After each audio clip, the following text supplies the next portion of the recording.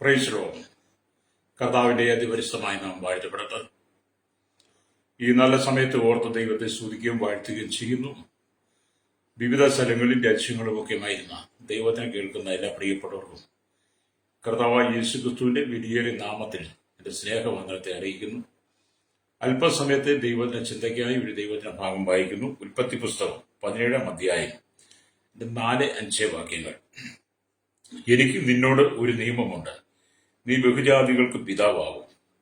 ഇനി നിന്നെ അബ്രാം എന്നല്ല വിളിക്കേണ്ടത്, ഞാൻ നിന്നെ ബഹുജാതികൾക്ക് പിതാവാക്കിയിരിക്കാൻ നിന്റെ പേര് അബ്രഹാം എന്നിരിക്കണം. വളരെ അനുഗ്രഹിക്കപ്പെട്ട നല്ല തിരുവെഴുത്തിനായി നമുക്ക് ദൈവത്തെ സ്തുതിപ്പാൻ കഴിയട്ടെ. അബ്രഹാമിനെ കുറിച്ച് വേദപുസ്തകം പഠിക്കുന്ന എല്ലാ പഠിതാക്കൾക്കും നല്ല അറിവ്, നല്ല ജ്ഞാനമൊക്കെ ഉണ്ട്. അബ്രഹാം ബഹുജാതികൾക്ക് പിതാവായി ദൈവം നിയമിച്ചതുകൊണ്ട് അബ്രഹാമിന്റെ വംശപാരമ്പര്യത്തിലുള്ള എല്ലാ പ്രിയപ്പെട്ടവരും അബ്രഹാമിന്റെ അനുഗ്രഹത്താൽ നിറയപ്പെട്ടു വരിക.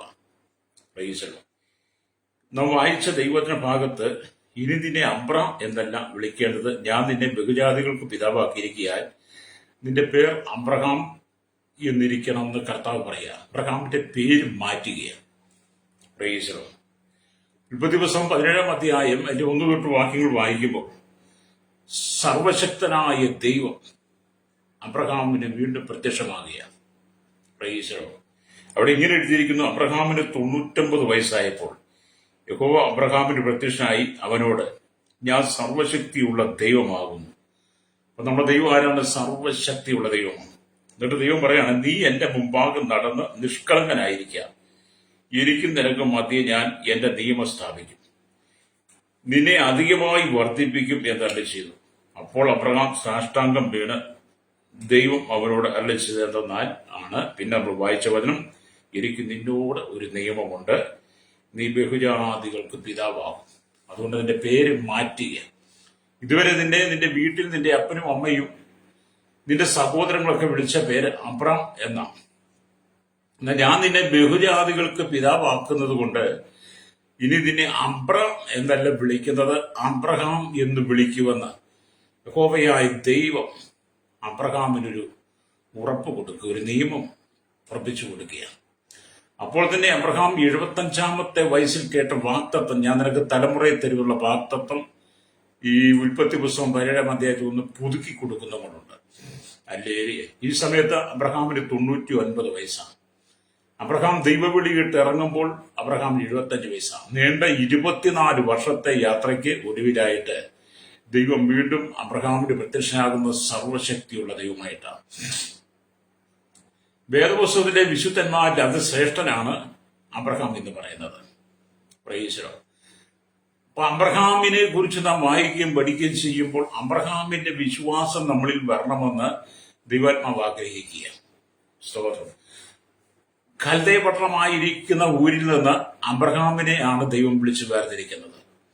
അല്ലേരിയ അബ്രഹാമിനോട് ദൈവം പറഞ്ഞത്, ഞാൻ നിന്നെ കാണിപ്പാനിരിക്കുന്ന ദേശത്തേക്ക് പോകാം എന്നുള്ളതാണ്. ആ ദൈവവിളി അനുസരിച്ചവനാണ് അബ്രഹാം എന്ന് പറയുന്നത്.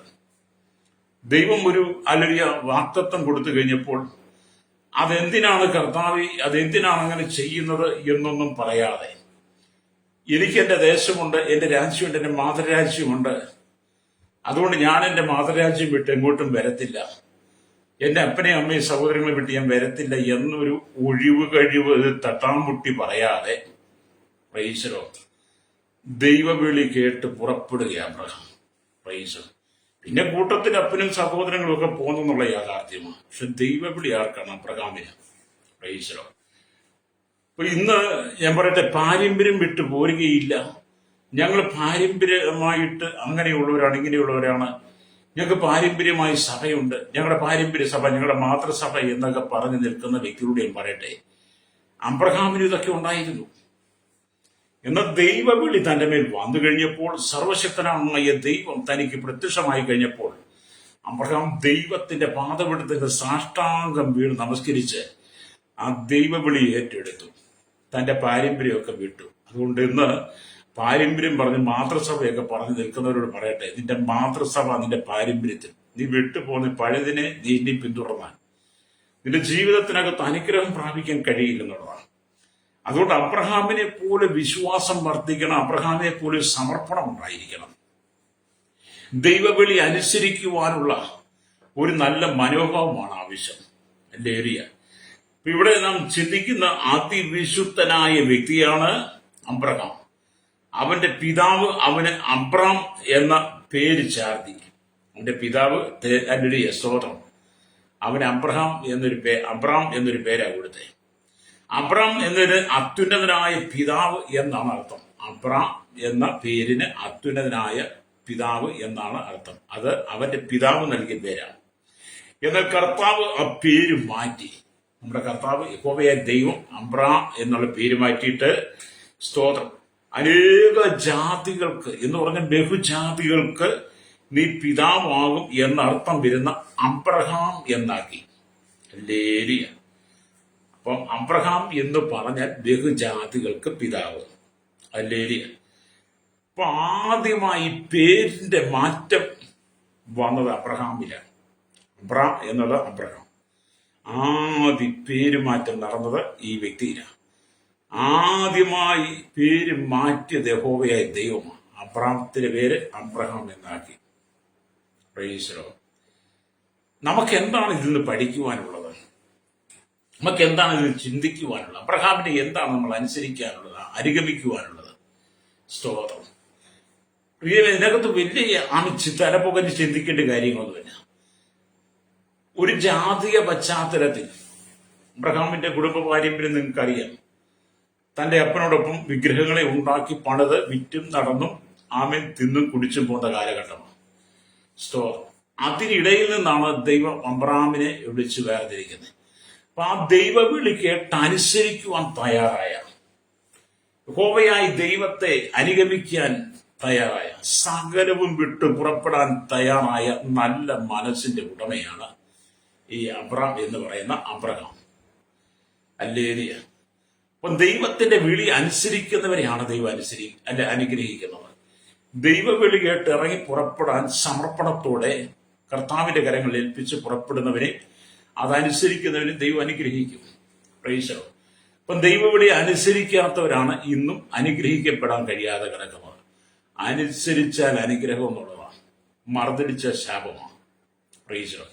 എന്നെ കേൾക്കുന്ന പ്രിയ സ്നേഹിത, നിങ്ങൾ അബ്രഹാമിനെ പോലെ അനുസരണമുള്ളവരായിരിക്കണം. രക്തം ചെയ്യും. വിശ്വാസ ജീവിതം എന്ന് പറയുന്നത് ദൈവത്തെ അനുസരിക്കുക എന്നുള്ളതാണ്. പ്രൈസ്. പ്രൈസ്. അനുസരിക്കുന്ന യാഗത്തെക്കാളും ശ്രദ്ധിക്കുന്ന മുട്ടാടുകളുടെ മേധസ്സിനേക്കാളും നല്ലതെന്നാണ് ദൈവജനം വായിക്കുന്നത്. 1 ശമൂവേൽ 15-22 വരുമ്പോൾ കാണാൻ കഴിയും. നമ്മൾ അനുസരിക്കണം. നമ്മുടെ പിതാവായ ദൈവത്തെ, യഹോവയായ ദൈവത്തെ, കർത്താവായ യേശുക്രിസ്തുവിനെ അനുസരിക്കുക എന്ന് പറയുന്നത് ദൈവത്തിന്റെ കരങ്ങൾ കൊണ്ട് സൃഷ്ടിച്ച മനുഷ്യന്റെ കടമയാണ്. അപ്പൊ സർവശക്തിയുള്ള ദൈവം നമ്മെ നടത്തുവാൻ വേണ്ടി, സർവശക്തിയുള്ള ദൈവത്തിന്റെ ശബ്ദം കേൾക്കുവാൻ, സർവശക്തിയുള്ള ദൈവത്തിന്റെ മഹത്വം കാണുവാൻ, സർവശക്തിയുള്ള ദൈവത്തിന് അനുഗ്രഹം പ്രാപിക്കുവാൻ വേണ്ടിയുള്ള ഹൃദയവാഞ്ചയാണ് ഹല്ലേലൂയ ഈ കാലഘട്ടത്തിൽ നമുക്ക് ആവശ്യം. ഹല്ലേലൂയ. ഞങ്ങൾ ഇങ്ങനെ ജീവിച്ചോളാം, ഞങ്ങൾക്ക് ഇങ്ങനെയൊക്കെ മതി, ഞങ്ങൾ ഇങ്ങനെ നടന്നോളാം, ഞങ്ങൾക്കൊരു ഗതി ഫലഗതിയില്ല, ഞങ്ങളുടെ വിധി ഇതൊക്കെയാണത് പറഞ്ഞ് നിങ്ങൾ മുന്നോട്ട് പോകാതെ, അല്ലെങ്കിൽ സർവശക്തിയുള്ള ദൈവം നിന്നെ അനുഗ്രഹിക്കുന്നുള്ള ഒരു ഉറപ്പ് നിനക്കുണ്ടെങ്കിൽ, പ്രൈസലോ, നിന്റെ സകല പരാജയങ്ങളിൽ മാറ്റി ദൈവം നിന്നെ ഉയരങ്ങളിലേക്ക് കൊണ്ടുവരും. സ്തോത്രം. ഹല്ലേലൂയ. നിങ്ങളുടെ ബലഹീനതകൾ പറഞ്ഞ് നിങ്ങൾ വീണിടത്ത് കിടന്ന് ഉരുളാതെ, ഹല്ലേലൂയ, എനിക്ക് ആരുമില്ല, എന്നെ കാണുവാൻ ആരുമില്ല, എന്നെ സഹായിക്കാൻ ആരുമില്ല, എന്റെ സങ്കടം കേൾക്കാൻ ആരുമില്ല, എന്റെ ദുഃഖം കാണാൻ ആരുമില്ല, എന്റെ കണ്ണുനീര് തുടയ്ക്കാൻ ആരുമില്ല, എന്റെ വേദനകൾ കാണാൻ ആരുമില്ല എന്നൊക്കെ പറഞ്ഞ് നിങ്ങൾ ചില പരാജയ ഭീതി മുഴക്കാതെ, നിങ്ങളൊരു ഭീരുവായ മനുഷ്യനായി മാറാതെ, അബ്രഹാമിനെ പോലെ ധൈര്യം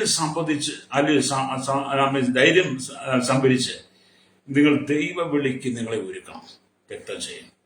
അവിടെയാണ് നിങ്ങളുടെ ജീവിതത്തിനകത്ത് അനുഗ്രഹം. എന്തുകൊണ്ടാണ് നിങ്ങൾക്ക് അനുഗ്രഹം കിട്ടാതെ പോകുന്നത്? അനുസരണക്കേട് കൊണ്ടാണ്. പ്രൈസ്. എന്നെ കേൾക്കുന്ന ശ്രോതാവ്, എന്നെ കേൾക്കുന്ന സഹോദര സഹോദരി, നീ അനുഗ്രഹിക്കപ്പെടാത്തത് നീ ദൈവത്തെ അനുസരിക്കാത്തത് കൊണ്ടാണ്. പ്രൈസ്. ദൈവത്തെ അനുസരിച്ചുള്ള തലമുറകളൊക്കെ അവർ അനുഗ്രഹിക്കപ്പെട്ടിട്ടുണ്ട്. അല്ലെങ്കിൽ അവർക്ക് ദൈവം ശാശ്വതമായ അനുഗ്രഹങ്ങളെ കൊടുത്തിട്ടുണ്ട്. അവരുടെ ജീവിതത്തിൽ പരാജയങ്ങളില്ല, ദുഃഖങ്ങളില്ല. മാനുഷികമായി സാധാരണ മനുഷ്യൻ അനുഭവിക്കുന്ന എല്ലാം അവർക്കുണ്ട്. അല്ലാതെ നമ്മൾ നോക്കിയാൽ അവരിന്നും സന്തോഷവാനാണ്. ഹല്ലേലൂയ. അപ്പം ദൈവവിളി കേട്ട് ഇറങ്ങി പുറപ്പെട്ട അബ്രഹാമിന്റെ ജീവിതം എന്ന് പറഞ്ഞത് സന്തോഷത്തിന്റെ ദിനങ്ങളായിരുന്നു. Price the Lord. അപ്പൊ നിങ്ങൾ ചോദിക്കും, അബ്രഹാമിന്റെ ജീവിതത്തിൽ കഷ്ടങ്ങൾ വന്നിട്ടുണ്ടോ? ഉണ്ട്. അതെല്ലാ മനുഷ്യർക്കുള്ളതല്ലേ? എല്ലാ മനുഷ്യർക്കും ഉള്ളതാ കഷ്ടങ്ങൾ. എത്ര വലിയ ഭക്തനായിരുന്നാലും കഷ്ടങ്ങളുണ്ട്. അത് സകലർക്കും വരുമെന്നേ. പക്ഷെ ദൈവവിളി കേട്ട് ഇറങ്ങി പുറപ്പെടുന്നതിന്റെ ഹൃദയത്തിനകത്ത് സന്തോഷമായിരിക്കും. Praise the Lord. അവനറിയാം, അവൻ ഒറ്റയ്ക്കല്ല, സർവശക്തിയുള്ള ദൈവം കൂടെയുണ്ടെന്നുള്ള ഉറപ്പോടെ യാത്ര ചെയ്യുമ്പോൾ, ഹല്ലേലൂയ, ജീവിതത്തിൽ ഒന്നിനെയും പേടിക്കേണ്ട കാര്യമില്ല. ജീവിതത്തിൽ ഒരിക്കലും നിങ്ങൾ പരാജയപ്പെടുമെന്ന് നിങ്ങൾ ചിന്തിക്കേണ്ട. നിങ്ങളെ എല്ലാ നിലയിലും ഉയർത്തുവാൻ യേശുവിന് കഴിയും. രക്തം ചെയ്യും. ഡൽഹികൾക്ക് പ്രിയ മാതാവേ, പിതാവേ, അബ്രഹാമിന്റെ അനുഗ്രഹത്തെ ദൈവം നിനക്ക് തരാൻ ആഗ്രഹിക്കുകയാണ്.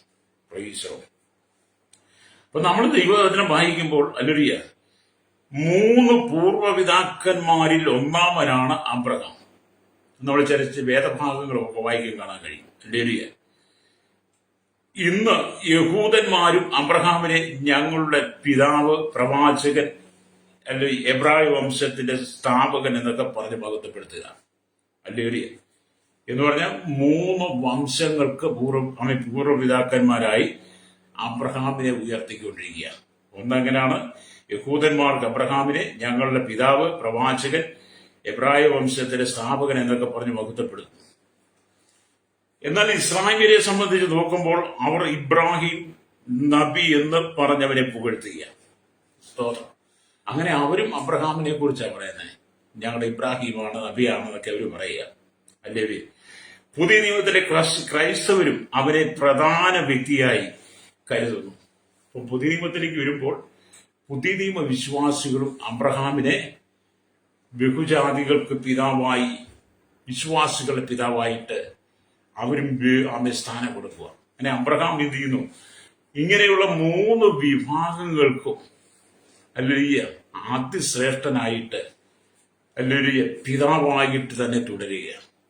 ഇവരെല്ലാം ഇത് തന്നെയായി പറയുന്നത്.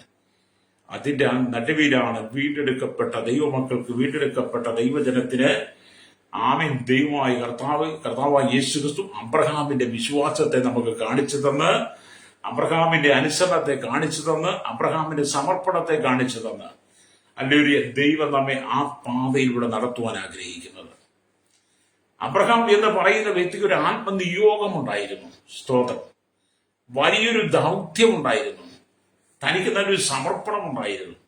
നല്ലൊരു തീരുമാനം ഉണ്ടായിരുന്നു. വ്യക്തിപരമായ ചിന്തിപ്പാൻ, വ്യക്തിപരമായ തീരുമാനം എടുക്കുവാൻ കഴിവും പ്രാപ്തിയുള്ളവനായിരുന്നു അബ്രഹാം എന്ന് പറയുന്ന വ്യക്തി. അതുകൊണ്ട് തന്നെ താൻ പോയ വഴിയിലെല്ലാം തനിക്ക് ഉന്നതമായ വിജയം കാണാൻ കഴിഞ്ഞു. ഹല്ലേലൂയ. യഹോവയായ ദൈവം പറഞ്ഞ വാഗ്ദത്ത കനാനെ ലക്ഷ്യമാക്കി യാത്ര ചെയ്യുവാൻ അബ്രഹാമിന് കഴിഞ്ഞെന്നുള്ളതാണ്.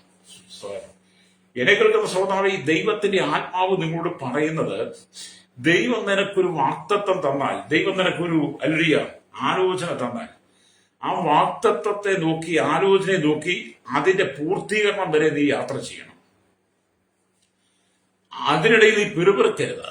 ഇടയ്ക്ക് വെച്ച് എന്നോട് പറഞ്ഞ വാഗ്ദത്തം നിറവേറിയില്ലല്ലോ, എന്നോട് പറഞ്ഞ ആലോചന നിറവേറിയില്ലല്ലോ, അത് ശരിയായിരിക്കുമോ പറഞ്ഞത്, ആ പ്രവാചകൻ, ആ ദൈവദാസൻ പറഞ്ഞത് ശരിയായിരിക്കുമോ എന്നൊക്കെ ചിന്തിച്ച് നിങ്ങൾ പലരോടും ചോദിച്ചു നടക്കാതെ, പിന്നീട് പലരോടും ആലോചനയ്ക്ക് പോകാതെ, യഹോവയായി ദൈവത്തിന്റെ ദാസന്മാരിലൂടെ അരുളി ചെയ്ത ദൈവത്തിന്റെ വാഗ്ദത്തങ്ങളെ, ആലോചനകളെ നീ അതിന്റെ സമർപ്പണത്തോടെ എടുത്ത് പ്രാർത്ഥിച്ച് അതിന്റെ പൂർത്തീകരണത്തിന് വേണ്ടി പ്രാർത്ഥനയോടെ ദൈവത്തിനായിരിക്കണം. ഇതൊക്കെ അബ്രഹാമിന്റെ ജീവിതത്തിന്റെ സവിശേഷതകളാണ്. ഹല്ലേലൂയ. ഇന്ന് നമ്മൾ ഈ ദൈവവചനം വായിക്കുമ്പോൾ, ഹല്ലേലൂയ, സ്തോത്രം, ആമേൻ, മത്തായിയുടെ സുവിശേഷം ആരംഭിക്കുമ്പോൾ തന്നെ ദൈവത്തിന്റെ ആത്മാവ് രേഖപ്പെടുത്തി വെച്ചിരിക്കുന്നത് അബ്രഹാമിന്റെ പുത്രനായിരിക്കുന്ന, ദാവീദിന്റെ പുത്രനായിരിക്കുന്ന യേശുക്രിസ്തുവിന്റെ വംശാവലി എന്നാണ്. കണ്ടോ?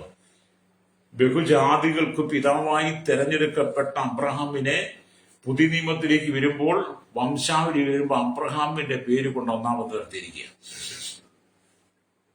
ഈ വചനം ഇവിടെ സത്യസന്ധമായി രേഖപ്പെടുത്തി വെച്ചിട്ടും ഇന്നും ജനം പാരമ്പര്യം പറഞ്ഞ് നടക്കുക. ഞങ്ങളുടെ കുടുംബം, ഞങ്ങളുടെ പൂർവ്വപിതാക്കന്മാർ, ഞങ്ങളുടെ അപ്പൂപ്പന്മാർ. എന്റെ സഹോദരൻ, നിങ്ങൾ വേദപുസ്തകം വായിക്കണം. അബ്രഹാമിന് നിങ്ങളെക്കാൾ ശ്രേഷ്ഠതയുണ്ട് പറയാൻ. അബ്രഹാമിന് നിങ്ങളെക്കാൾ ശ്രേഷ്ഠമായി ഒരുപാട് കാര്യങ്ങൾ പറയാനുണ്ട്. പക്ഷേ വേദപുസ്തകത്തിലൊന്നും പറയാതെ വേദപുസ്തകത്തിൽ കൊണ്ടുവന്ന് വെച്ച് പറയുക അബ്രഹാമിന്റെ പുത്രനായിരിക്കും ദാവീദിന്റെ പുത്രൻ യേശുക്രിസ്തുവിന്റെ വംശം. നിങ്ങൾ എന്ന് കർത്താവായ യേശുക്രിസ്തുവിന്റെ വംശാവലിയിലേക്ക് വരുവോ, കർത്താവായ യേശുക്രിസ്തുവിനെ എന്ന് നിങ്ങൾ അനുസരിക്കുവാൻ തയ്യാറാകുമോ, അന്നാണ് നിങ്ങളുടെ ജീവിതത്തിനകത്തൊരു മാറ്റങ്ങൾ ഉണ്ടാകുന്നത് പറയുന്നത്. സ്തോത്രം. അതുകൊണ്ട് നീ ദൈവത്തെ അനുസരിക്കണം. അബ്രഹാം ദൈവത്തെ അനുസരിച്ചതുപോലെ നിങ്ങൾ ദൈവത്തെ അനുസരിക്കണം. നിങ്ങളൊരു നല്ല സ്വഭാവത്തെ നിങ്ങൾ പണിതെടുക്കണം. രക്തം ചെയ്യും. പ്രൈസലോ. ഈ നല്ല സ്വഭാവത്തെ പണിതെടുക്കുക എന്നൊക്കെ പറഞ്ഞാൽ അതിന് വില കൊടുക്കണം. രക്തം ചെയ്യും. നിങ്ങളൊരു ഭവനം പണിയണമെങ്കിൽ അതിന് അടിത്തറ തൊട്ട് നിങ്ങൾ പണിത് കയറി വരണം. പ്രൈസലോ. നിങ്ങൾ എന്തൊരു കാര്യങ്ങൾ പണിതെടുക്കണമെങ്കിലും അതിന് കഷ്ടപ്പാടുകളുണ്ട്.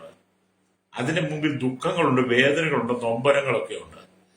എന്ന് പറഞ്ഞതുപോലെ എന്നെ കേൾക്കുന്ന ശ്രോതാവേ, എന്നെ കേൾക്കുന്ന സഹോദര സഹോദരി, അബ്രഹാമിന്റെ ജീവിതത്തിനകത്ത് അബ്രഹാം നല്ലൊരു സ്വഭാവത്തെ പണിതെടുത്തതുപോലെ നിങ്ങൾ നിങ്ങളുടെ ജീവിതത്തിനകത്ത് നല്ലൊരു സ്വഭാവം പണിതെടുക്കണം, സൃഷ്ടിച്ചെടുക്കണം. ഹല്ലേലൂയ. അപ്പം നിലത്ത് പാകിയിരിക്കുന്ന വിത്ത്, നിലത്ത് നമ്മൾ പാകുന്ന വിത്തുമണികൾ, ആ വിത്തുമണികൾ പാകിയിട്ട് അതിന് വെള്ളമൊക്കെ ഒഴിച്ചിട്ട് നമ്മൾ നോക്കിയിരിക്കും അത് മുളച്ചു വരാൻ വേണ്ടിയിട്ട്. ഹല്ലേലൂയ. അപ്പൊ മണ്ണിനടിയിൽ കിടക്കുന്ന വിത്തായത്. മണ്ണിനടിയിൽ കിടക്കുന്ന വിത്ത് മുളയ്ക്കുവാൻ തുടങ്ങുമ്പോൾ അതിനകത്ത് അതിന്റെ പ്രവർത്തനം തുടങ്ങും. പ്രൈസ്. ആ കുഴിച്ചിട്ട വിത്തിന്റെ അകത്ത് ജീവൻ വെക്കാൻ തുടങ്ങും. ജീവൻ വെച്ച് കഴിയുമ്പോൾ അതിനകത്ത് അല്ലെങ്കിൽ ചെറിയ നാമ്പെടുക്കാൻ തുടങ്ങും. അത് വളർന്ന് ആ മണ്ണ് പൊട്ടിച്ച് പുറത്തേക്ക് വരണം. കുഴിച്ചിട്ട മണ്ണിനകത്തുനിന്ന് ആ വിത്ത് മുളച്ച് ആ മണ്ണ് പൊട്ടിച്ച് പുറത്തേക്ക് വരിക എന്ന് പറഞ്ഞാൽ ഒരുപക്ഷെ മണ്ണിന്റെ വേദന നമുക്കറിയില്ല. ഒരുപക്ഷെ മണ്ണ് പൊട്ടി വരുന്നതിന് കുറെ ബുദ്ധിമുട്ടുണ്ട്. നിങ്ങൾ വിത്ത് മുളയ്ക്കുന്നത് നിങ്ങൾ ശ്രദ്ധിക്കണം. ആ വിത്ത് മുളച്ചു വരുമ്പോൾ ആ മണ്ണ് അവിടെ പൊട്ടുന്നത് കാണാൻ കഴിയും. ലേലിയ. അപ്പൊ മണ്ണിനോട് വേണം നിങ്ങൾക്ക് ചോദിക്കാം, മണ്ണേ, ഈ വിത്ത് മുളച്ചു വന്നപ്പോൾ, നിന്നെ കീറി മുറിച്ച് പുറത്തേക്ക് ഈ വിത്ത് വന്നപ്പോൾ നിനക്ക് വേദന ഉണ്ടായിരുന്നു എന്ന് ചോദിച്ചാൽ ഒരുപക്ഷെ മണ്ണ് സംസാരിക്കുമായിരുന്നെങ്കിൽ പറഞ്ഞാനെ വേദന ഉണ്ടായിരുന്നു. അപ്പൊ ആ വിത്ത് മുളച്ചു വന്നതുപോലെ നിങ്ങളുടെ ഉള്ളിൽ നല്ലൊരു സ്വഭാവം പൊട്ടി മുളയ്ക്കണം. നിങ്ങളുടെ ഉള്ളിൽ നല്ലൊരു സ്വഭാവം സൃഷ്ടിക്കുന്ന നല്ലൊരു സ്വഭാവം മുളച്ചു വരണം. അല്ലേ? അതിന് ചില വേദന ഉണ്ട് എന്ന് പറഞ്ഞാൽ ആ പഴയതിനെയൊക്കെ എടുത്ത് പുറത്ത് കളഞ്ഞിട്ട് പുതിയതിനെ സ്ഥാപിക്കണം. പ്രൈസലോ. അബ്രഹാമിന്റെ ജീവിതത്തിലെ പഴയ സ്വഭാവത്തെ എല്ലാം നീക്കിക്കളഞ്ഞു. അതെല്ലാം കൽദയ പട്ടണമായിരിക്കുന്ന ഊരിൽ വലിച്ചെറിഞ്ഞു. കൽദയ പട്ടണമായിരിക്കുന്ന ഊരിൽ നിന്ന് അബ്രഹാം പുറപ്പെടുമ്പോൾ തന്റെ പഴയ സ്വഭാവത്തെ അവിടെ ഉരിഞ്ഞു കളഞ്ഞിട്ട് താൻ പുതിയ സ്വഭാവമുള്ളവനായിട്ടാണ് യാത്ര പുറപ്പെടുന്നത്. സ്തോത്രം. എന്നെ കേൾക്കുന്ന മാതാവേ, പിതാവേ, കർത്താവായ യേശുക്രിസ്തുവിനെ നീ വിശ്വസിച്ച് കഴിയുമ്പോൾ, കർത്താവായ യേശുക്രിസ്തുവിന്റെ ഹൃദയം വിട്ടുകൊടുത്തു കഴിയുമ്പോൾ, നിന്റെ പാപത്തിന് പരിഹാരം വന്ന് നീ ദൈവത്തിന്റെ മകനായി മകളായി മാറിക്കഴിയുമ്പോൾ നിന്റെ പഴയ സ്വഭാവത്തെ നീ ഉരിഞ്ഞു കളയണം. അതിനെ നീ വലിച്ചെറിയണം. എന്നിട്ട് നിന്റെ ഹൃദയത്തിനകത്ത് പുതിയ സ്വഭാവത്തോടെ, തീരുമാനത്തോടെ, സമർപ്പണത്തോടെ ആമേൻ അബ്രഹാം പിതാവിനെ പോലെ നീ യാത്ര ചെയ്യുമ്പോഴാണ് സ്വർഗം നിന്നിൽ സന്തോഷിക്കുന്നത്. രക്തം ചെയ്യും. അവിടെയാണ് നിങ്ങൾക്ക് അനുഗ്രഹങ്ങൾ അല്ലെലിയൊക്കെ വരുന്നത്. ഒരു വിത്ത് പൊട്ടി അമലിയ വിത്ത് മുളച്ച് മുള പൊട്ടി പുറത്ത് മണ്ണിന് പുറത്തു വരുന്നത് പോലെ നമ്മുടെ ജീവിതത്തിലും വില കൊടുക്കണം ദൈവത്തെ അനുസരിക്കാൻ. അല്ലേലിയ. കർത്താവ് നമ്മെ അത് ഓർമ്മിപ്പിക്കുക. അല്ലേലിയ. ഇവിടെ നാം ദൈവത്തിന് വചനം വായിക്കുമ്പോൾ അല്ലേലിയ സ്തോത്രം, ചിലരെ കർത്താവ് സ്വപ്നങ്ങൾ നിമിത്തവും ദർശനങ്ങൾ നിമിത്തവും നടത്തുന്നു. ചിലരെ ശുശ്രൂഷകന്മാർ മുഖാന്തരം നടത്തും. മറ്റു ചിലരെ ദൈവവചനങ്ങൾ വായിക്കുമ്പോൾ അല്ലെങ്കിൽ വായിച്ച് മനസ്സിലാക്കി അതിൽ കൂടെ ദൈവം നടത്തും. Price the Lord. അപ്പം ദൈവത്തിന്റെ വിളി വ്യത്യസ്തമായ രീതിയിലാണ് ദൈവം എല്ലാവരോടും ഇടപെടുന്നത്. എല്ലാവരോടും ഒരേപോലെയല്ല ദൈവം സംസാരിക്കുന്നത്, എല്ലാവരോടും ഒരേപോലെയല്ല ദൈവം ഇടപെടുന്നത്. അപ്പൊ നിങ്ങൾ ചോദിക്കും ദൈവത്തിന് മുഖപക്ഷമുണ്ട്. ഇല്ല, ദൈവത്തിന് മുഖപക്ഷമൊന്നുമില്ല. ദൈവം എല്ലാവരും സ്നേഹിക്കുന്നു. പക്ഷെ ദൈവ വിളിയും ദൈവിക ഇടപെടലും വ്യത്യസ്തമായ രീതിയിലായിരിക്കും. എന്നോട് സംസാരിച്ചതുപോലെ ആയിരിക്കണമല്ല നിങ്ങളോട് സംസാരിക്കുന്നത്. ഞാൻ യേശുവിനെ കണ്ടുമുട്ടിയതുപോലെ ആയിരിക്കണമല്ല നിങ്ങൾ കണ്ടുമുട്ടുന്നത്. വ്യത്യസ്തമായ രീതിയിലാണ് ദൈവം നമ്മോട് ഇടപെടുന്നത്. അതിനാണ് ഞാൻ പറഞ്ഞത്, ഒന്നാമത് നിങ്ങൾക്ക് ഒരുപക്ഷെ ദൈവം നിങ്ങൾ ആദ്യം ചിലപ്പോൾ സ്വപ്നത്തിലായിരിക്കും ഇടപെട്ടേക്കുന്നത്. സ്വപ്നത്തിൽ നിങ്ങൾ കർത്താവിനെ കാണുകയും ദൈവശബ്ദം കേൾക്കുകയും ദൈവം നിങ്ങളോട് സംസാരിക്കുന്നത് തോന്നി നിങ്ങൾ ദൈവത്തെ അനുഗമിക്കാൻ സാധ്യതയുണ്ട്. അങ്ങനെ അനുഗമിച്ച അനവധി ആളുകളുണ്ട്. രണ്ടാമത് ദൈവം ദർശനങ്ങളെ തരും നമുക്ക്. Price the Lord. ദർശനങ്ങൾ കിട്ടിക്കഴിയുമ്പോൾ നമ്മൾ ആ ദർശനത്തെ ലക്ഷ്യമാക്കി യാത്ര ചെയ്യും. ആ ദർശനത്തിന്റെ പൂർത്തീകരണത്തിലേക്ക് ദൈവം നമ്മെ കൊണ്ടുവരും. ഹല്ലേലൂയ. മൂന്നാമത്തെ കാര്യം എന്ന് പറഞ്ഞാൽ നാം ദൈവത്തിന്റെ വചനം കേൾക്കുമ്പോഴാണ്. അനവധി ദൈവദാസന്മാർ നമ്മോട് സംസാരിക്കുമ്പോൾ, ദൈവവചനം പറയുമ്പോൾ അവരിലൂടെ കേൾക്കുന്ന ദൈവശബ്ദം നമ്മെ രൂപാന്തരത്തിലേക്ക് കൊണ്ടുവരും, മാനസാന്തരത്തിലേക്ക് കൊണ്ടുവരും. ഹല്ലേലൂയ. നാലാമത്തെ കാര്യം എന്ന് പറയുന്നത്, നാം ദൈവവചനം ഒറ്റയ്ക്കിരുന്ന് വായിക്കുമ്പോൾ, ധ്യാനിക്കുമ്പോൾ ദൈവത്തിന്റെ ആത്മാവ് നമ്മോട് സംസാരിക്കും. Price the Lord. ദൈവാത്മാവ് നമ്മോട് സംസാരിക്കും. അങ്ങനെ ദൈവാത്മാവ് നമ്മോട് സംസാരിക്കുമ്പോൾ നമ്മുടെ ഉള്ളിലെ പാപ സ്വഭാവങ്ങളെ ദൈവാത്മാവ് വെളിപ്പെടുത്തി നമുക്കൊരു ശുദ്ധീകരണത്തിന്റെ അനുഭവത്തിലേക്ക് നാം വരത്തക്ക നിലയിൽ ദൈവവചനം നമ്മെ ക്രമീകരിക്കും. ഹല്ലേലൂയ. അങ്ങനെ വ്യത്യസ്തമായ രീതിയിലാണ് ദൈവാത്മാവ് നമ്മോട് ഇടപെടുന്നത്. അപ്പോസ്തലനായിരിക്കുന്ന പൗലോസിനെ ദൈവം സന്ദർശിക്കുന്നത് ദമസ്കോസ് പട്ടണവാതിൽ വെച്ചാണ്. ഹല്ലേലൂയ. വലിയൊരു പ്രകാശത്തോടു കൂടിയാ ദൈവം പൗലോസിനെ സന്ദർശിക്കുന്നത്. പൗലോസിന്റെ ഹൃദയത്തിന്റെ ആഴങ്ങളിലേക്ക് ആ വചനം ഇറങ്ങിച്ചെന്നു. അത് ദൈവം നിന്നോട് ഇടപെടുന്നത് വ്യത്യസ്തമായ രീതിയിലായിരിക്കും. അപ്പൊ ദൈവത്തിന്റെ വചനം ജീവനാണ്, ചൈതന്യമുള്ളതാണ്, ഇരുവായത്തിലുള്ള ഏത് വാളിനേക്കാളും മൂർച്ചയേറിയതാണ്. ആത്മാവിനെയും സന്ധിവംശികളെയും ഹൃദയത്തിന്റെ ചിന്തനങ്ങളെയും ഭാവങ്ങളെയും തുളച്ച് ചെല്ലുന്നതാണെന്ന വചനത്തെ കുറിച്ച് എഴുതിയിരിക്കുന്നത്. ഇബ്രാഹിം ലേഖനം 4:12 വായിച്ചാൽ കാണാൻ കഴിയും. അപ്പം വചനം എന്ന് പറയുന്നത് ജീവനുള്ളതാണ്. ലോകത്തിൽ അനേക പുസ്തകങ്ങൾ എഴുതപ്പെട്ടിട്ടുണ്ട്, അനേക ഗ്രന്ഥങ്ങളുണ്ട്, പ്രമാണങ്ങളുണ്ട്. എല്ലാ മതത്തിനും അവരുടേതായ ആചാരങ്ങളും അനുഷ്ഠാനങ്ങളും മതഗ്രന്ഥങ്ങളുമുണ്ട്. ഹല്ലേലൂയ. അതിനേക്കാൾ എല്ലാം ശ്രേഷ്ഠമായിട്ട്, അതിനേക്കാൾ എല്ലാം വ്യത്യസ്തമായിട്ടാണ് സത്യവേദ പുസ്തകം എന്ന് പറയുന്നത്. കാരണം ഈ വചനത്തിന് ജീവനുള്ളതാണ്. ഹല്ലേലൂയ. സത്യവേദ പുസ്തകത്തിനകത്ത് ദൈവത്തിന്റെ ആത്മാവ് നമുക്ക് തന്നിരിക്കുന്ന വചനങ്ങൾ ജീവനുള്ളതാണ്. Price the Lord. ഏത് മനുഷ്യനെ ജീവിപ്പിക്കുന്നതാണ്, അത് ചൈതന്യം നൽകുന്നതാണ്. ആ വചനം ഇരുവായ്ത്തലയുള്ള ഏത് വാളിനേക്കാളും മൂർച്ചയേറിയതാണ്. സ്തോത്രം. ആത്മാവിനെ സന്ധിമഞ്ചുകളെയും വേർപിടിക്കും, തുളച്ചു ചെല്ലും. ഹൃദയത്തിന്റെ ചിന്തനങ്ങളിൽ ഭാവങ്ങളെ വിവേചിക്കുന്ന വചനം. ഈ വചനമായിരുന്നു അബ്രഹാമിനോടൊക്കെ ഇടപെട്ടത്. അന്ന് ഈ ഇബ്രാഹിം 4:12 വചനം എഴുതപ്പെട്ടിട്ടില്ല. പക്ഷേ ദൈവത്തിന്റെ ആത്മാവ് അബ്രഹാമിനോട് ഇടപെട്ട് കഴിഞ്ഞപ്പോൾ, ഹല്ലേലൂയ, ദൈവത്തിന്റെ ആത്മാവ് അബ്രഹാമിൽ പ്രവർത്തിച്ചപ്പോൾ, ദൈവശബ്ദം അബ്രഹാമിന്റെ കാതുകൾ കൊണ്ട് കേട്ടപ്പോൾ ദൈവത്തിന്റെ വചനം അബ്രഹാമിൽ ജീവനുള്ളതായി മാറി. ഹല്ലേലൂയ. ഈ വചനം അബ്രഹാമിന്റെ ഉള്ളിൽ വരുന്നിടം വരെ, ഈ ദൈവശബ്ദം കേൾക്കുന്നിടം വരെ അബ്രഹാം തന്റെ പിതാവിനോട് കൂടെ ചേർന്ന് തന്റെ കുലത്തൊഴിൽ ചെയ്തുകൊണ്ടിരിക്കുക. ജീവനില്ലാത്ത നിർജ്ജീവമായ പ്രവൃത്തിയിൽ വ്യാപൃതനായിരുന്ന അബ്രഹാം ആ സമയത്താണ് ദൈവത്തിന്റെ വചനം ജീവനായി അബ്രഹാമിന്റെ ഹൃദയത്തിലേക്ക് ചെല്ലുന്നത്. ആ വചനം അവനിൽ ചൈതന്യം ഉണ്ടാക്കിയെടുത്തു. അവന്റെ ആത്മാവിനെയും സന്ധിമഞ്ചുകളെയും വേർപിടിക്ക് തുളച്ചു കയറിയ വചനം അവന്റെ ഹൃദയത്തിന്റെ ചിന്തനങ്ങളെയും ഭാവങ്ങളെയും ദൈവം വിവേചിച്ചു. അവന് നല്ലൊരു മനുഷ്യനാക്കി മാറ്റി. ആ അബ്രഹാം എന്നുള്ള പേര്, ഹല്ലേലൂയ, തന്റെ പിതാവിട്ട പേര് മാറ്റിയിട്ട് ഹോവയായ ദൈവം ഒരു പുതിയ പേര് കൊടുത്തു. ഇനി നിന്റെ പേര് അബ്രാം എന്നല്ല, നിന്നെ അബ്രഹാം എന്ന് വിളിക്കും, ബഹുജാതികൾക്ക് പിതാവ്. അപ്പം വചനം ആരുടെ എല്ലാം ഉള്ളിൽ വരുന്നു, ആരുടെ ഉള്ളിൽ വചനം സ്വീകരിക്കുന്നു, അവനിലാണ് രൂപാന്തരം നടക്കുന്നത്. Price the Lord. എന്നെ കേൾക്കുന്ന ശ്രോതാവ്, എന്നെ കേൾക്കുന്ന സഹോദര സഹോദരി, നിങ്ങൾ വചനത്തെ അനുസരിക്കുന്നെങ്കിൽ, സത്യവേദ പുസ്തകത്തിനകത്ത് നൽകി തന്നിരിക്കുന്ന തിരുവചനത്തെ നിങ്ങൾ അനുസരണത്തോടെ അത് കേൾക്കുകയും പ്രാപിക്കുകയും കേൾക്കുകയും ചെയ്യുകയാണെങ്കിൽ, നിങ്ങൾ അനുഗ്രഹത്തിന് വേണ്ടി ലോകം മുഴുവൻ, ഉലകം മുഴുവൻ ചുറ്റി നടക്കണ്ട. അനുഗ്രഹം ദൈവം നിന്റെ മേൽ കൊണ്ടത്തരും, നിന്റെ കുടുംബത്തിന്മേൽ കൊണ്ടത്തരും. നീ അറിയാത്ത വഴികൾ ദൈവം നിനക്ക് കാണിച്ചു തരും. നീ കണ്ടിട്ടില്ലാത്ത നന്മകളെ ദൈവം നിന്റെ കരങ്ങളിൽ നൽകും. നീ ആഗ്രഹിക്കുന്ന വിഷയങ്ങൾക്കെല്ലാം മറുപടി ദൈവം തരും. സങ്കീർത്തന പുസ്തകം 20 വായിക്കുന്ന നിന്റെ ഹൃദയത്തിലെ ആഗ്രഹങ്ങളെ അവൻ നിനക്ക് തരുമെന്നാണ്. ഈശ്വരോ, അപ്പൊ നീ ഏത് ഉദ്ദേശത്തോടു കൂടെ യാത്ര പുറപ്പെടുന്നോ, ഏത് ഉദ്ദേശത്തോടു കൂടിയാണ് നീ ജീവിക്കുന്നത്, നിന്റെ ജീവിതത്തിന്റെ ലക്ഷ്യം എന്താണ് എന്നൊക്കെ നീ മനസ്സിലാക്കിയിട്ട് അത് ദൈവത്തിന്റെ കരങ്ങളിൽ എത്തിക്കണം. ഈശ്വരോ, നമുക്കറിയാം, അബ്രഹാം ദൈവം പറഞ്ഞ വാക്ക് കേട്ട് പുറപ്പെട്ടു. അല്ലെങ്കിൽ തന്റെ ജീവിതത്തിൽ ആദ്യത്തിന് വലിയ ക്ഷാമമാണ് കടന്നു വരുന്നത്. ഇവിടെ ഞാൻ പറഞ്ഞ കർത്താവ് വ്യത്യസ്തമായി. എന്നാൽ അബ്രഹാമിനെ ദൈവം 10 പ്രാവശ്യം ദർശനമായി.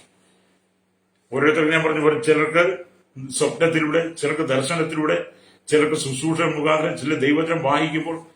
എന്നാൽ അബ്രഹാമിന്റെ ദൈവം 10 പ്രാവശ്യത്തോളം ദർശനമായെന്ന് വേദപുസ്തകം വായിക്കാൻ കഴിയും. 1-ാം പ്രാവശ്യം അബ്രഹാമിനോട് ദൈവം പറഞ്ഞത്, നീ നിന്റെ ദേശത്തെയും ചാർച്ചക്കാരെയും വിട്ട് ഞാൻ നിന്നെ കാണിപ്പാനിരിക്കുന്ന ദേശത്തേക്ക് പോകണം. ഇതൊക്കെ നിങ്ങൾ ഒരുപാട് കേട്ടിട്ടുള്ള വചനമാണ്. ഹല്ലേലൂയ. 1-ാമത്തെ ദർശനം എന്താ? ഉൽപ്പത്തി പുസ്തകം 12:1 തൊട്ട് വായിക്കുകയാണ്. യഹോവ അബ്രഹാമിനോട് അരുളിച്ചെയ്തത് എന്തെന്നാൽ, നീ നിന്റെ ദേശത്തെയും ചാർച്ചക്കാരെയും പിതൃഭവനത്തെയും വിട്ട് പുറപ്പെട്ട് ഞാൻ നിന്നെ കാണിപ്പാനിരിക്കുന്ന ദേശത്തേക്ക് പോകാം. ഞാൻ നിന്നെ വലിയൊരു ജാതിയാക്കും. നിന്നെ അനുഗ്രഹിച്ചതിന്റെ പേര് വലുതാക്കും. നീ ഒരു അനുഗ്രഹമായിരിക്കും. നിന്നെ അനുഗ്രഹിക്കുന്നവരെ ഞാൻ അനുഗ്രഹിക്കും, നിന്നെ ശപിക്കുന്നവരെ ഞാൻ ശപിക്കും. നിന്നിൽ ഭൂമിയിലെ സകല വംശങ്ങളും അനുഗ്രഹിക്കപ്പെടും.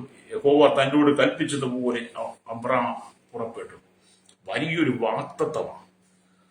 രക്ഷിക്കപ്പെട്ട് ദൈവസഭയിലേക്ക് കടന്നു വരുന്ന വിശ്വാസത്താൽ പാപങ്ങൾ ഏറ്റുപറഞ്ഞ് ശുദ്ധീകരണം പ്രാപിച്ച് ദൈവസഭയ്ക്കകത്തേക്ക് കടന്നു വരുന്ന ദൈവ മക്കൾക്ക് എല്ലാവർക്കും ഈ വാഗ്ദത്തം ലഭ്യമാണ്. എല്ലാവർക്കും ഈ വാഗ്ദത്തം ലഭ്യമാണ്. അപ്പം ദൈവത്തിന്റെ വചനത്തിന്റെ വാഗ്ദത്തത്തിന്റെ വില നീ മനസ്സിലാക്കണം. ദൈവം ആരോടും ഒരു കാര്യങ്ങളും ഭോഷ്കായിട്ട് സംസാരിക്കത്തില്ല.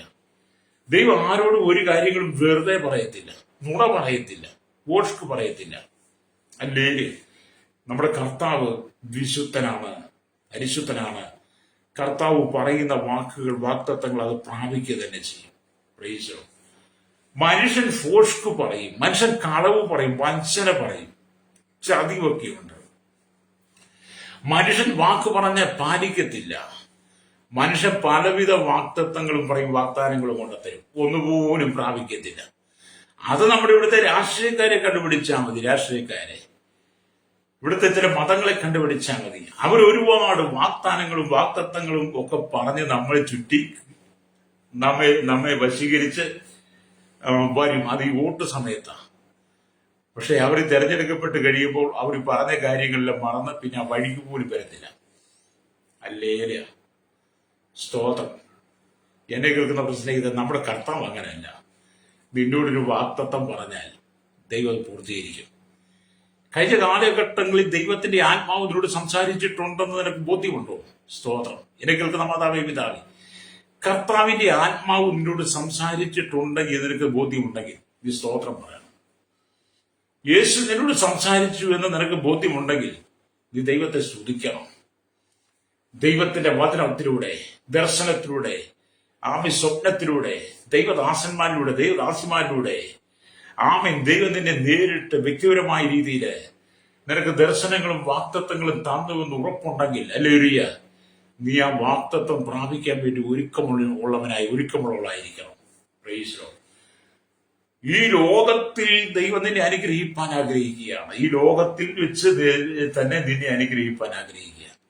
നിന്റെ കഷ്ടങ്ങളും നഷ്ടങ്ങളും വേദനകളും ദുഃഖങ്ങളും കണ്ണുനീരുകളും സങ്കടങ്ങളും നിന്റെ പരിതാപകരമായ എല്ലാ അവസ്ഥയും അറിഞ്ഞിട്ട് ഉന്നതമായ ഒരു അനുഭവത്തിലേക്ക് നിന്നെ കൊണ്ടുവരുവാൻ ദൈവം ആഗ്രഹിക്കുക.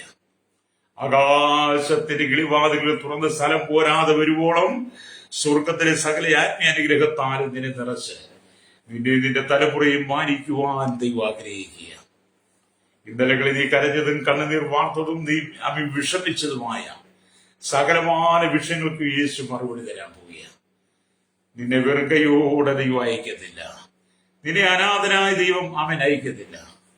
രക്ഷിപ്പാൻ കഴിയാത്തവൻ അവന് കൈ കുറുകിപ്പോയിട്ട് കേൾപ്പാൻ കഴിയാത്തവന് ചെവി മന്ദമായിട്ടും ഇല്ലെന്നുള്ളതാണ് നമ്മൾ യശയ്യാപ്രവാചകന്റെ പുസ്തകം 59:1 വായിക്കുന്നത്.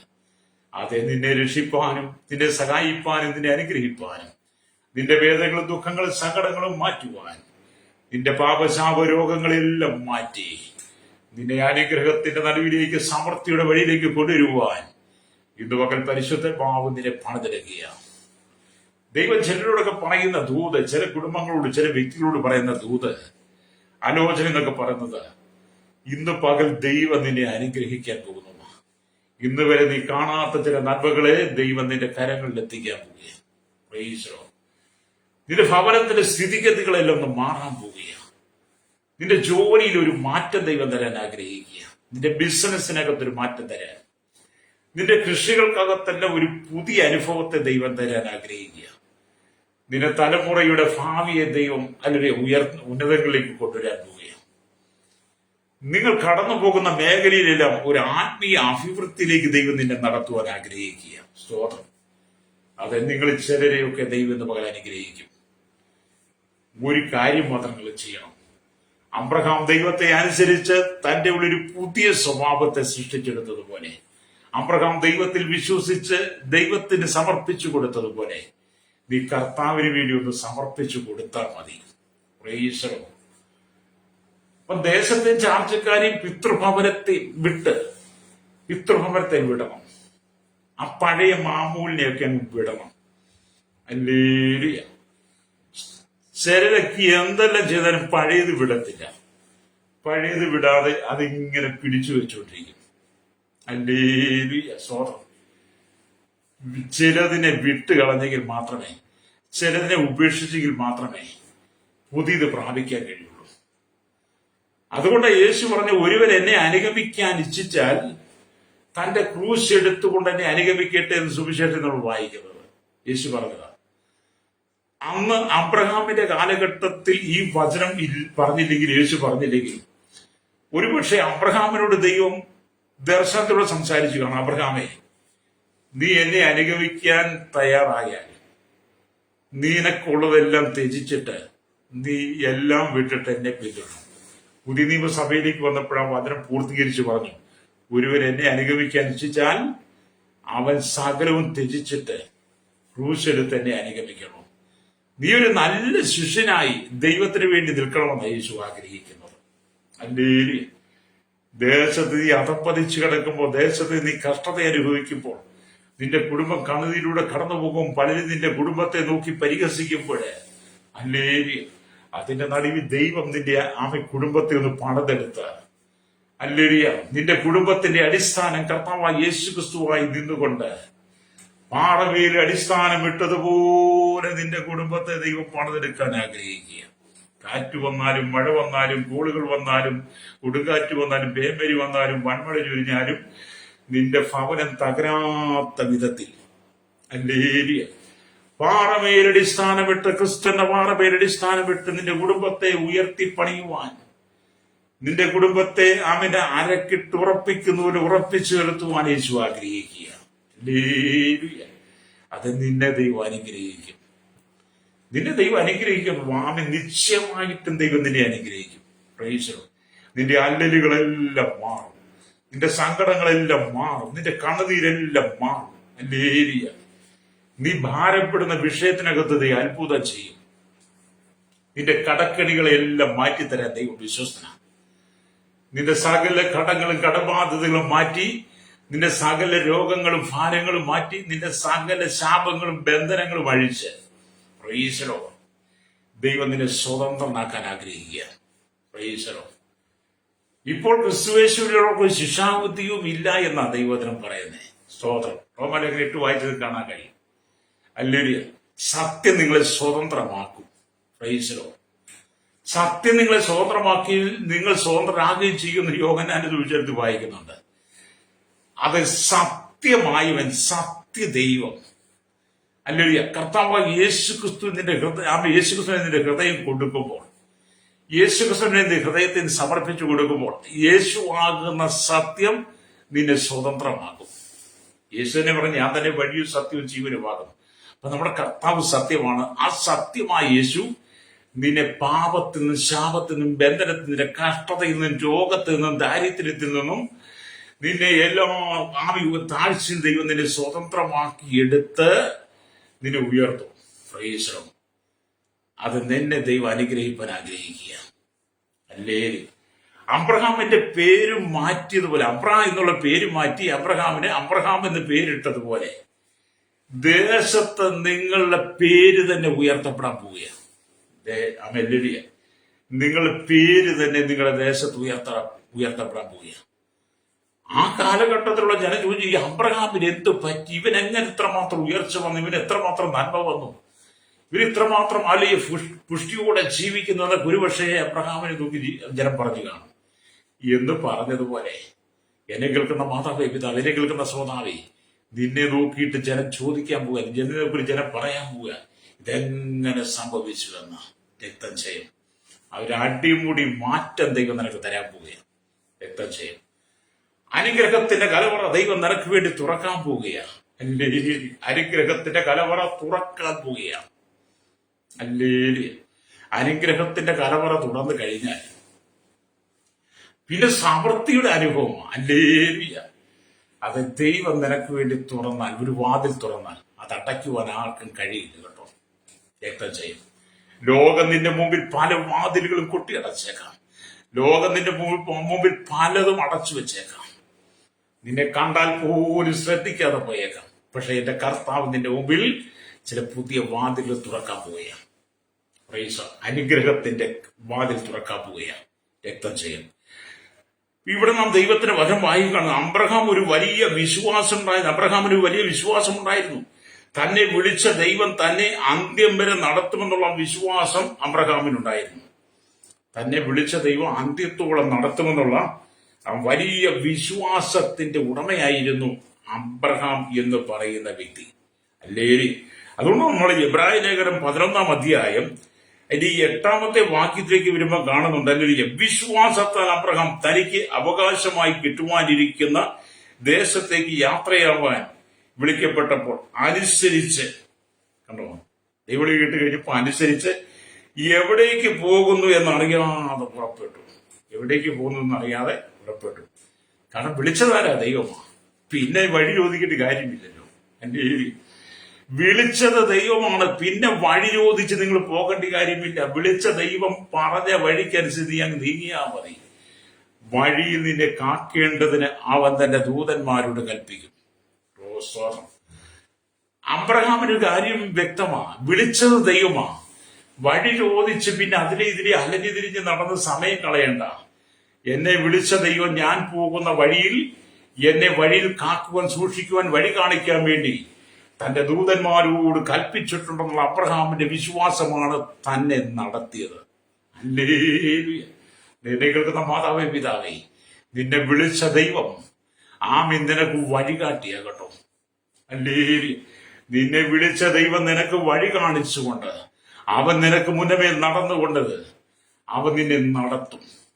ദൈവിക ദൂതന്മാർ നിനക്ക് മുമ്പിൽ കാവലായി, നിനക്ക് വഴികാട്ടിയായി.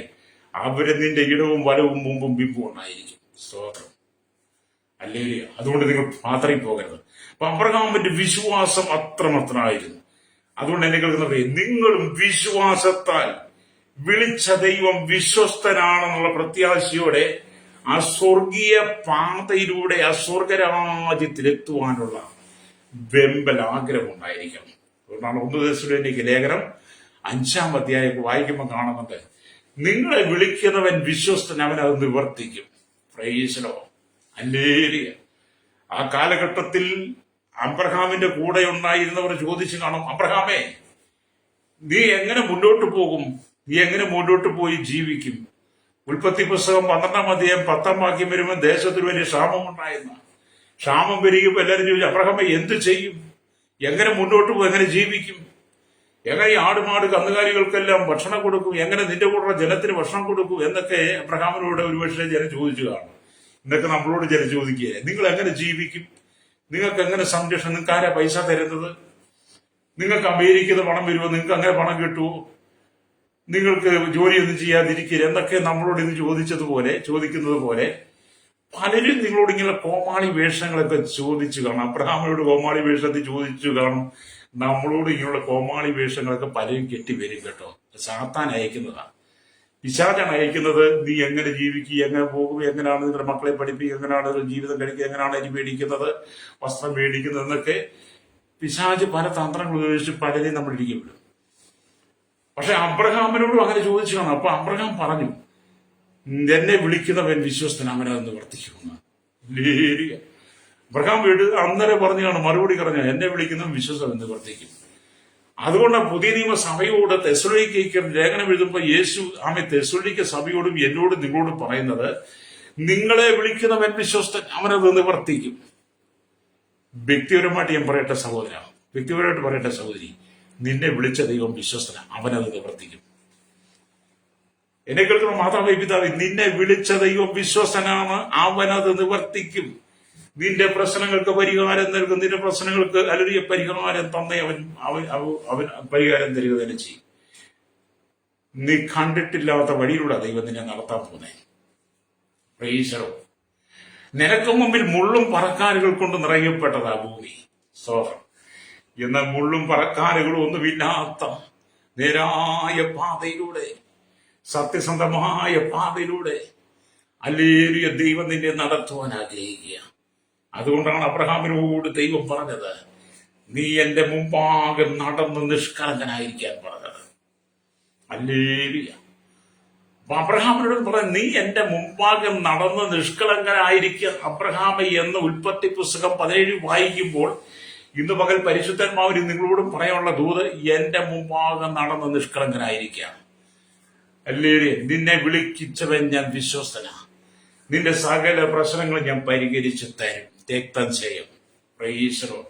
ഇതുമകൻ ദൈവത്തിന്റെ ആത്മാവ് ശക്തമായി ചില ദൂതുകളും ആലോചനകളും നിങ്ങൾക്ക് കൈമാറിക്കൊണ്ടിരിക്കുക. ചില കുടുംബങ്ങൾ അനുഗ്രഹിക്കപ്പെടുന്നതിനെ കാണുക, ചില തലമുറകൾ അനുഗ്രഹിക്കപ്പെടുന്നതിനെ കാണുക, ചില കുടുംബത്തിന്റെ ശാപങ്ങളും രോഗങ്ങളും ബന്ധനങ്ങളും അഴിഞ്ഞു പോകുന്നത് ഞാൻ കാണുക, ചില രോഗികൾ സൗഖ്യം പ്രാപിക്കുന്നത് ഞാൻ ആത്മാവിൽ കാണുന്നു. അല്ലേലിയ. നിന്റെ കുടുംബത്തിനൊക്കെ ചില ഐശ്വര്യത്തിന്റെ വഴികളെ ദൈവാത്മാവ് തുറക്കുന്നതായിട്ട് ദൈവാത്മാവിനെ വെളിപ്പെടുത്തുക. ലേറിയ.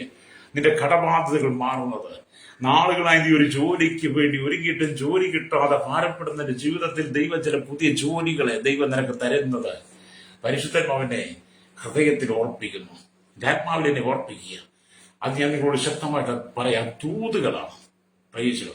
അപ്പൊ നിന്നെ ദൈവം അനുഗ്രഹിപ്പാൻ ആഗ്രഹം. അപ്പൊ കർത്താവ് അബ്രഹാമിനെ അനുഗ്രഹിച്ചതിനാൽ അവൻ വലിയ ധനികനായി തീർന്നു. കർത്താവ് നമ്മുടെ ഹോവയായ ദൈവം അബ്രഹാമിനെ അനുഗ്രഹിച്ചുകൊണ്ട് വലിയ ധനികനായി തീർന്നു. അനേകം ആടുമാടുകളും ഒട്ടകങ്ങളും മറ്റു മൃഗങ്ങളും അവനുണ്ടായിരുന്നുവെങ്കിലും താഴ്മയോടെ കൂടാരങ്ങളിൽ പാർത്തുകൊണ്ട് സ്വർഗരാജ്യത്തിന്റെ ആ അനുഭവത്തിലേക്ക് അവൻ ജീവിച്ചു. ഒരുപാട് ആടുമാട് കന്നുകാലികളൊക്കെ ഉണ്ടായിട്ടും അബ്രഹാം താഴ്മയോടെ കൂടാരങ്ങളിൽ പാർത്തുകൊണ്ട് ദൈവത്തെ സ്തുതിച്ചു.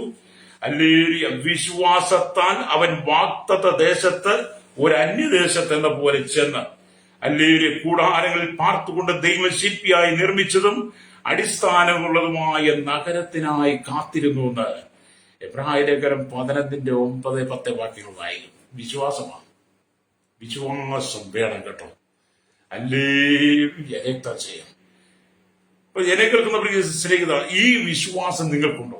അബ്രഹാമിന്റെ വിശ്വാസം നിങ്ങൾക്കുണ്ടോ? കർത്താവിനെ നടത്തുമെന്നുള്ള വിശ്വാസം, വാഗ്ദത്തം ചെയ്തവൻ വിശ്വസ്തനുള്ള വിശ്വാസം. അതുകൊണ്ട് നിങ്ങളുടെ ഓട്ടം ജയത്തോടെ ഓടി അല്ലേലിയ നിങ്ങൾ അവസാനിപ്പിക്കണം. പ്രൈസലോ. അല്ലേലിയ. അബ്രഹാമിന്റെ വിശ്വാസത്തിൽ നിങ്ങളും അനുഗ്രഹിക്കപ്പെടും, അതിൽ നിങ്ങൾ നിൽക്കും എന്ന് നിങ്ങൾക്കൊരു ഉറപ്പുണ്ടായിരിക്കണം. റോമാലേഖനം 4 വരുമ്പോൾ അബ്രഹാമിന്റെ വിശ്വാസം നീതിയായി കണക്കിട്ടു എന്നുള്ളത്. അബ്രഹാമിന്റെ വിശ്വാസത്തിനകത്ത് ദൈവം പ്രവർത്തിച്ചു. അല്ലേലിയ. റോമാലേഖനം 4:21 വരുമ്പോൾ നിങ്ങൾക്ക് ഭാഗം കാണാൻ കഴിയും. അവിടെ ഇങ്ങനെ എഴുതി വെച്ചിട്ടുണ്ട്. അല്ലേലിയ. സ്തോത്രം. അവൻ വാഗ്ദാനം ചെയ്തത് പ്രവർത്തിപ്പാനും ശക്തനെന്ന് പൂർണ്ണമായി ഉറച്ച് അതുകൊണ്ട് അത് അവന് നീതിയായി കണക്കിട്ടു. കണ്ടോ? ദൈവം വാഗ്ദാനം ചെയ്തത് പൂർണ്ണമായിട്ട് തരുന്നവനാണെന്ന് അബ്രഹാം ഹൃദയത്തിൽ ഉറച്ച് വിശ്വസിച്ചു, അത് നീതിയായി കണക്കിട്ടു.